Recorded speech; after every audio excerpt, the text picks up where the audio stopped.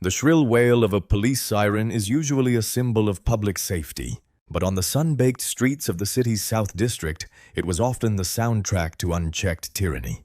Power, when handed to a small mind, inevitably becomes a weapon. In a city struggling to rebuild its fractured trust with the community, one patrol officer had built a reputation for treating his badge like a crown.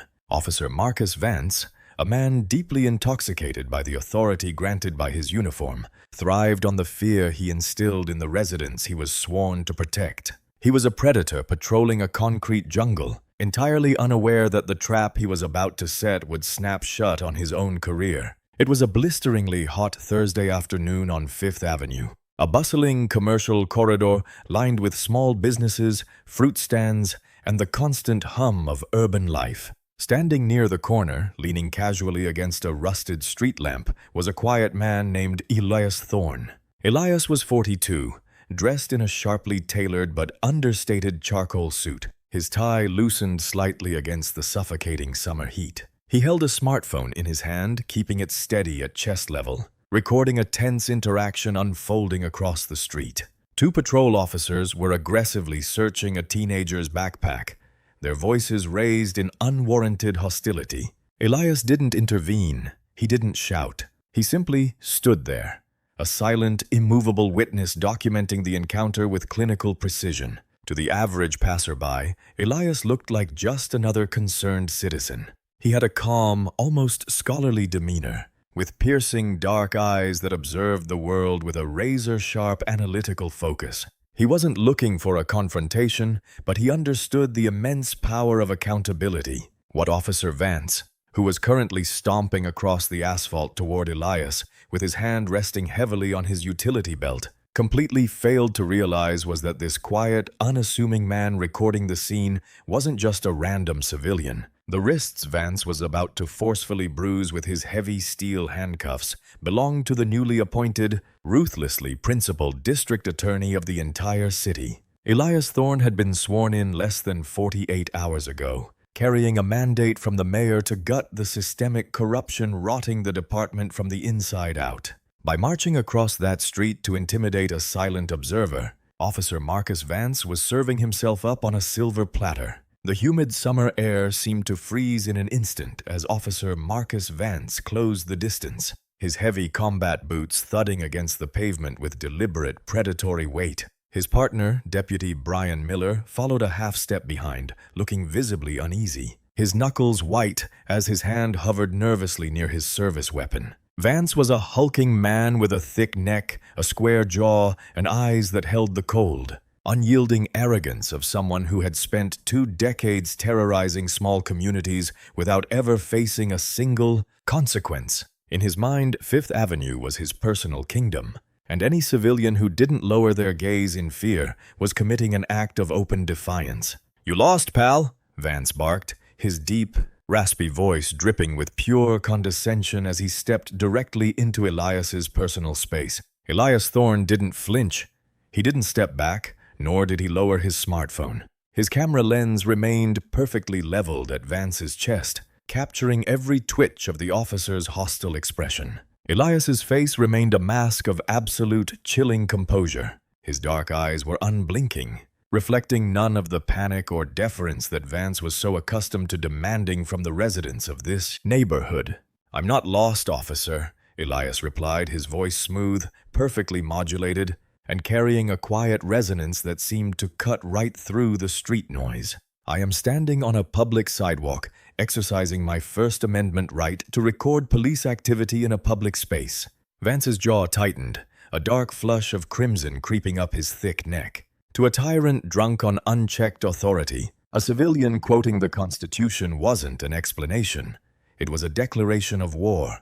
"In my district, the law is whatever I say it is," Vance sneered, leaning in so close that Elias could smell the stale tobacco and cheap coffee on his breath. "I don't care about your constitutional scholar garbage. I asked for your ID, and you're going to hand it over right now, or I'm going to drag you off this street.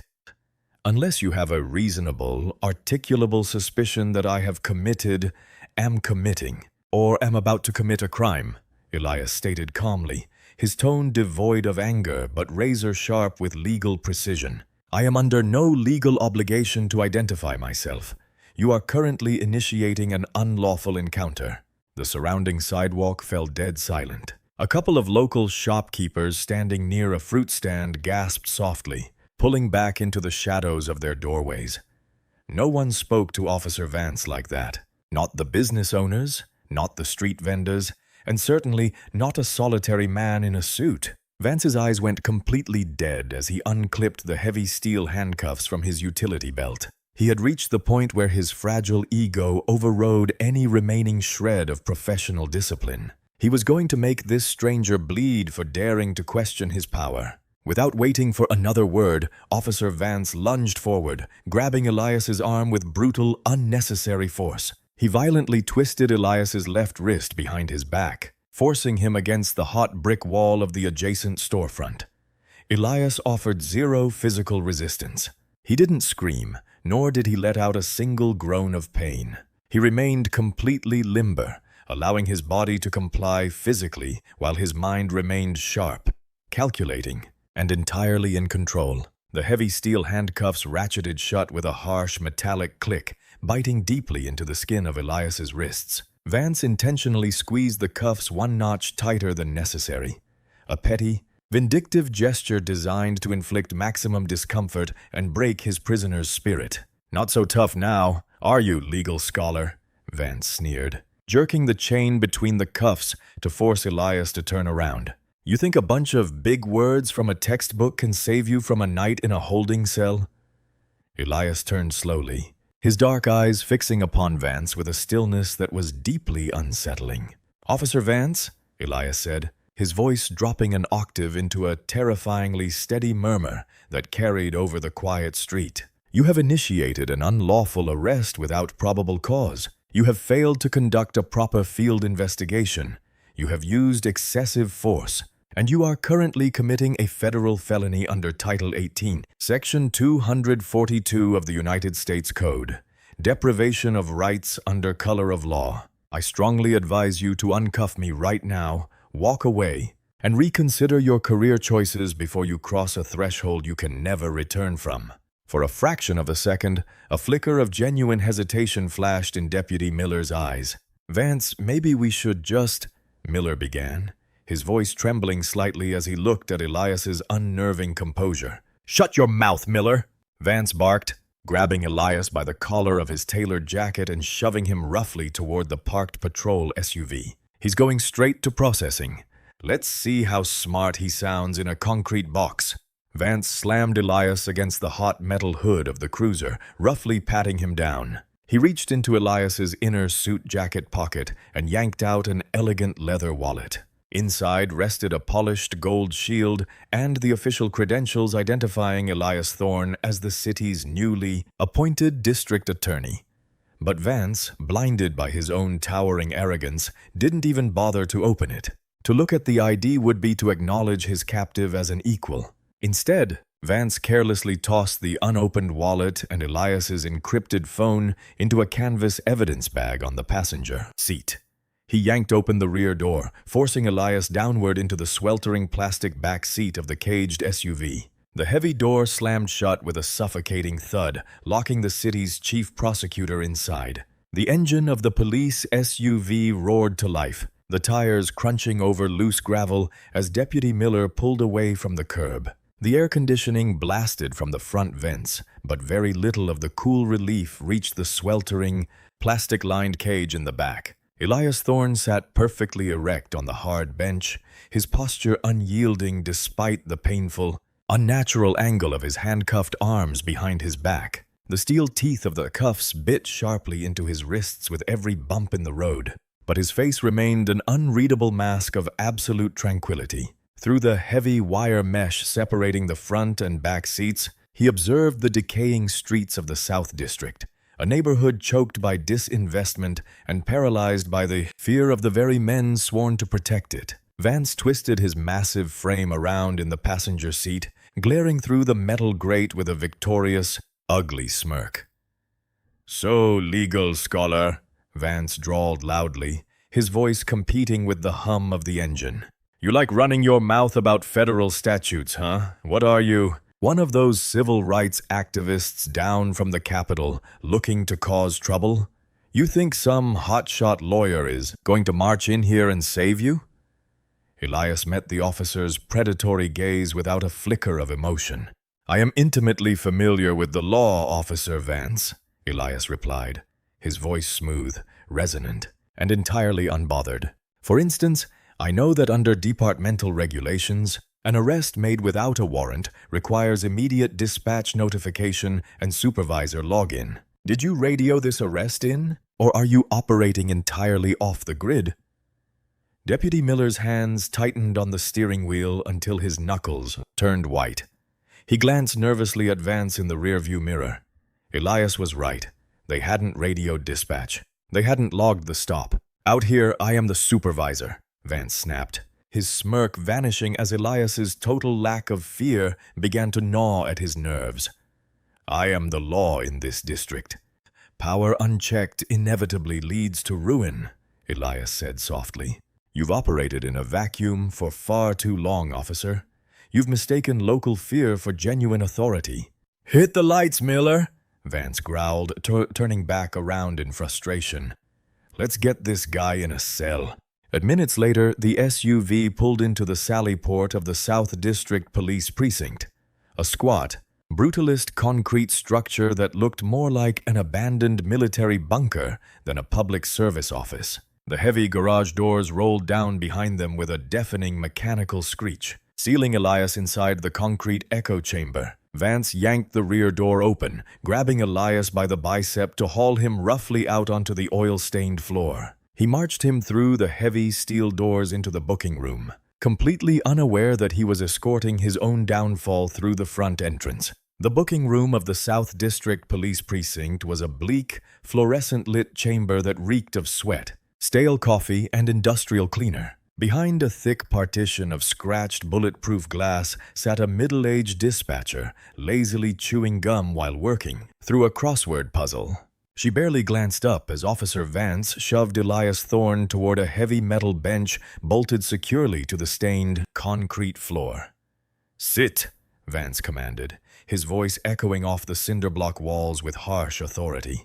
Elias sat down without a word of protest, his back perfectly straight, his eyes calm and observant. Vance walked over to the processing counter and unceremoniously dumped the canvas evidence bag, spilling Elias's leather wallet and encrypted government phone onto the scratched laminate surface. Let's see what kind of fake activist we've got here, Vance muttered, his thick fingers reaching for the leather wallet. For a fraction of a second, the impending exposure hung in the air like a drawn blade. Inside that wallet was the gold shield of the district attorney's office. But before Vance's fingers could flip open the leather flap, the heavy steel door of the precinct banged open with a violent metallic thud. A frantic patrol officer burst into the room, his face flushed and breathing heavily.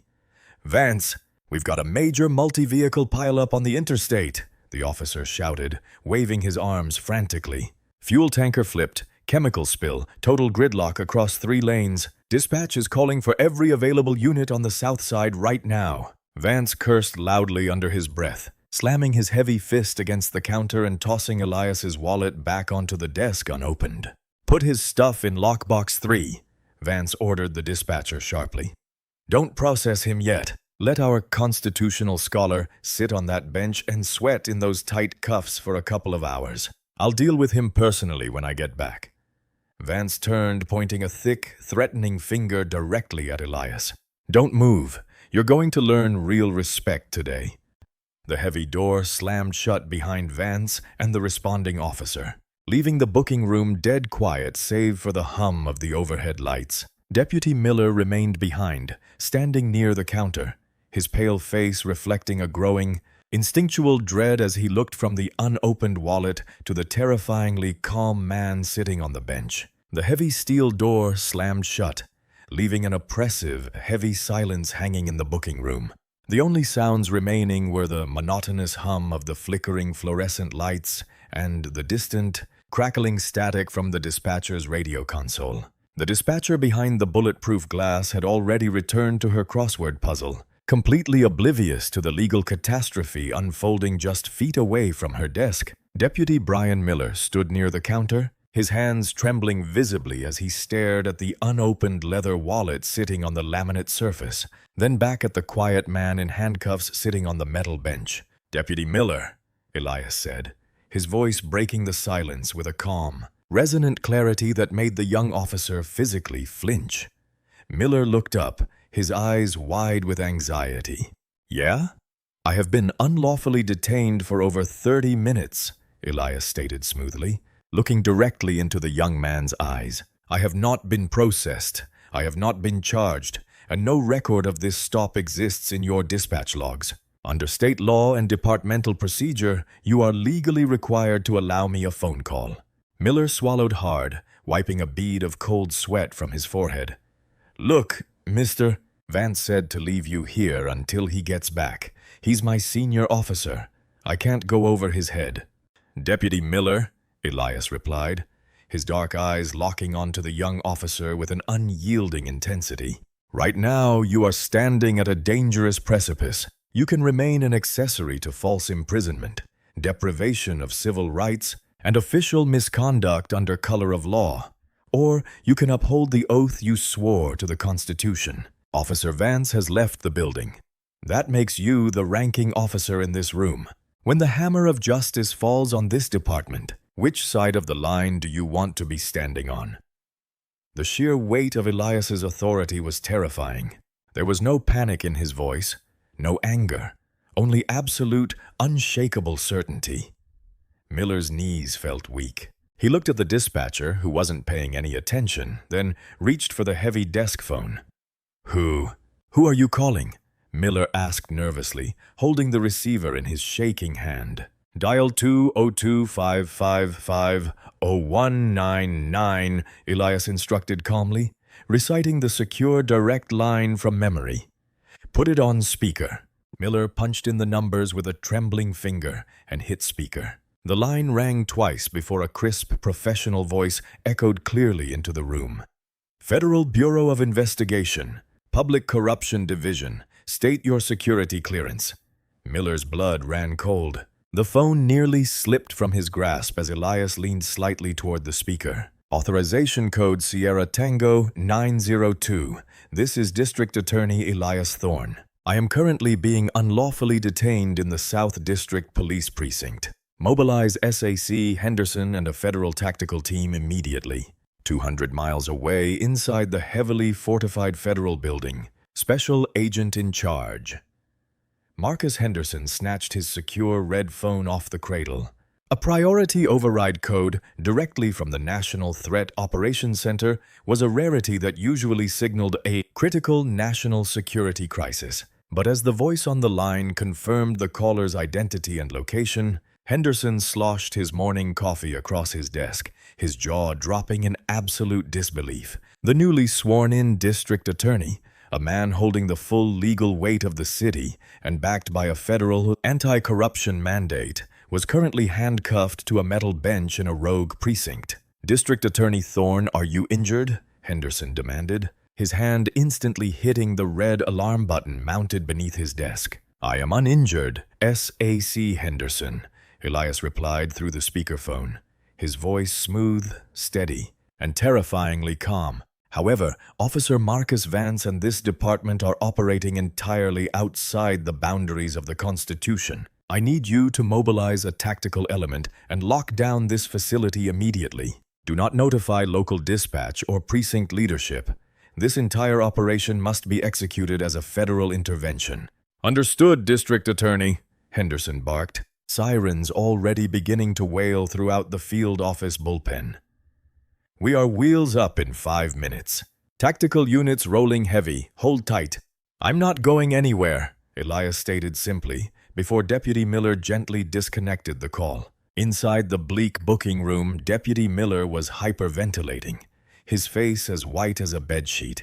He stared at Elias as if he were looking at a ghost. You're the new district attorney," Miller stammered, his voice cracking with pure terror. "Oh God, what has Vance done? What have we done?" "Breathe, Deputy," Elias instructed softly, shifting his posture on the hard bench. "You facilitated the call. You chose to uphold your oath when your superior abandoned his. You are going to be fine. But right now, you need to maintain your composure. When Officer Vance returns, you will say nothing about this call. You will let him proceed exactly as he intended." "But sir, he's going to hurt you," Miller whispered frantically, wiping sweat from his forehead. "If he thinks you're just a nobody, he gets physical. I can't let him assault the chief prosecutor." "Stand down, deputy," Elias commanded, his dark eyes flashing with unyielding authority. "Officer Vance needs to fully commit to his actions on camera and in front of witnesses. The Department of Justice is going to dismantle this corrupt precinct piece by piece, and Vance is currently hand-delivering every shred of evidence we need." 20 minutes later, the heavy steel Sally Port door groaned open with a rusty screech, announcing the triumphant return of Officer Marcus Vance. Dusting off his tan uniform, Vance swaggered into the booking room, his heavy combat boots thudding loudly against the stained concrete. The highway pileup had been cleared faster than expected, and he was back in his domain, fully prepared to break the spirit of the quiet stranger sitting on the bench. He walked behind the processing counter, a cruel, ugly smirk plastered across his face as he grabbed the canvas evidence bag containing Elias Thorne's personal belongings. "Well, well, well," Vance boomed, his deep voice echoing off the cinder block walls. "Look who's still sitting here. Had enough time to think about your attitude, legal scholar." Elias looked up from the bench, his dark eyes unblinking, radiating an ocean of chilling calm. "I have thought about very little else, officer." Vance reached into the bag and pulled out Elias's leather wallet, holding it casually in his massive hand. Seeing this, Deputy Miller practically leaped forward from the corner, his face pale and slick with cold sweat. "Vance, stop! Please, just look at the ID." Miller pleaded frantically, raising his trembling hands. "Just open the wallet and look at who he is." Vance shot his junior partner a venomous glare. "Shut your mouth, Miller. I'll look at his damn ID when I'm good and ready to process him." He slammed the unopened wallet back onto the counter with an arrogant thud. Walking around the partition, Vance invaded Elias's personal space, leaning down until his face was inches away, reeking of stale coffee and tobacco. "Out here, respect is earned through fear," Vance hissed, poking his thick finger hard into Elias's chest. "You don't fear me, so I'm going to take you back to cell block C where there aren't any cameras, and we're going to have a private conversation about manners. Stand up." When Elias didn't budge, Vance roared, grabbing him forcefully by the collar of his suit jacket. "I said stand up. Drop your hands off him right now, Vance." Miller screamed, suddenly unholstering his taser and pointing the red laser dot directly at his partner's chest. "Let him go right now." Vance froze in utter shock, glaring at his deputy. "Have you lost your damn mind, Miller?" Before Vance could take a step toward his deputy, the entire concrete building began to vibrate violently. A deep, deafening hum rattled the fluorescent light fixtures overhead, the unmistakable thwack, thwack, thwack of twin-engine, tactical helicopters skimming the roof of the jail. Suddenly, the dispatch console exploded with frantic static. "Dispatch! Unit 4 on Main Street! We've got massive federal movement!" Black SUVs, armored trucks blowing through red lights, heading straight for the station. Before Vance could process the transmission, a thunderous crash echoed from the Sally Port. An armored tactical vehicle rammed directly into the heavy garage doors, buckling the steel off its tracks. Seconds later, the booking room doors were violently kicked open. "FBI, nobody move! Drop your weapons! Drop your weapons!"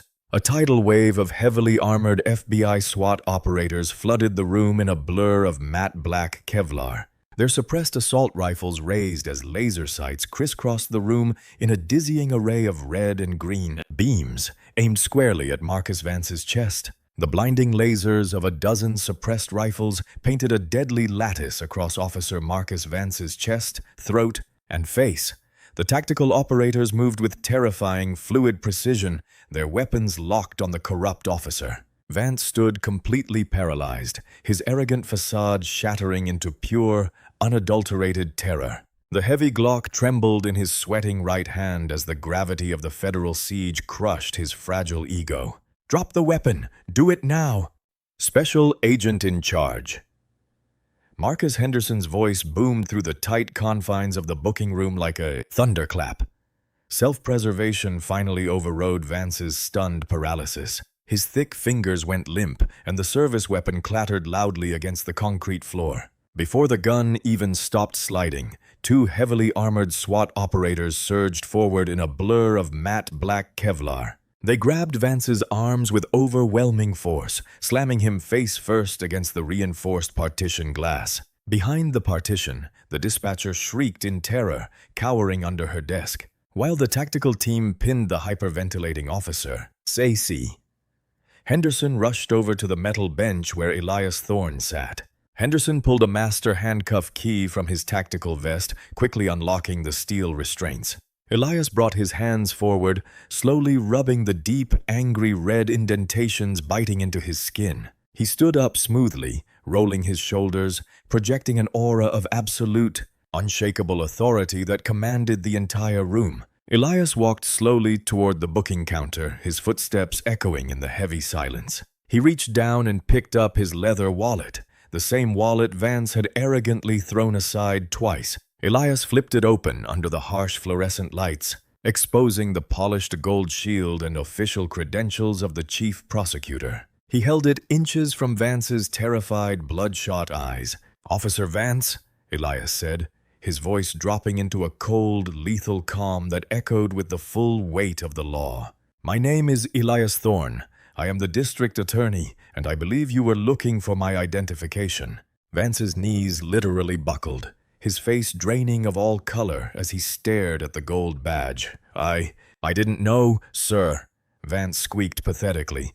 "I thought you were just—" "You thought I was a nobody," Elias interrupted sharply. "You thought I was a quiet citizen you could bully with impunity. That is the most terrifying part of your corruption, Marcus. Not what you did to me, but what you've been doing to this city every single day." Vance's knees buckled completely, and if not for the two SWAT operators holding him upright, he would have collapsed onto the cold concrete floor. The towering bully who had terrorized the South District for 2 decades was reduced to a weeping, hyperventilating shell of a man. His thick chest heaved as rasping sobs echoed with pathetic resonance throughout the booking room.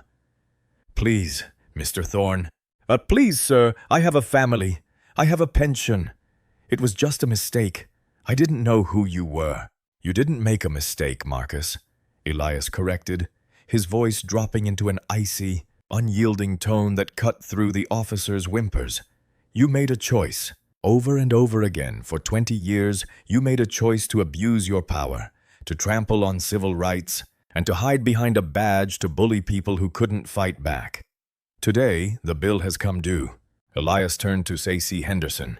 "Process him under Title 18, United States Code, Section 242, deprivation of rights under color of law, along with federal kidnapping, false imprisonment, and official misconduct. Use his own cuffs." Special Agent Henderson nodded grimly. The heavy steel handcuffs ratcheted shut tightly around Vance's wrists with a definitive metallic click that sounded like a vault door closing on his life. Within hours, the South District precinct was completely transformed into a bustling federal command center. Federal agents in windbreakers swept through offices, seizing server hard drives, filing cabinets, and decades of buried complaints. The systematic rot of the precinct was laid bare, exposing years of extortion, falsified police reports, and stolen evidence. Elias approached Deputy Brian Miller, who sat trembling at a desk. "Deputy Miller," Elias said softly, "because you chose your constitutional oath over a corrupt superior when it mattered most, you will not face federal charges.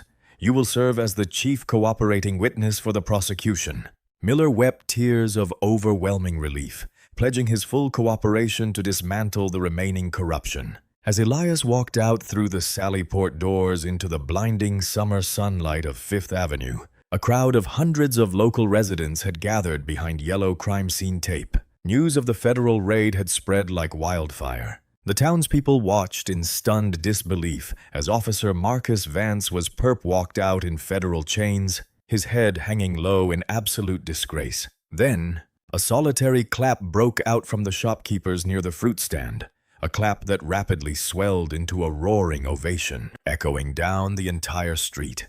Decades of fear had vanished in an instant. Elias Thorne stepped into the cool, armored interior of his vehicle, looking back one last time at the liberated avenue before driving off to continue restoring justice to the city.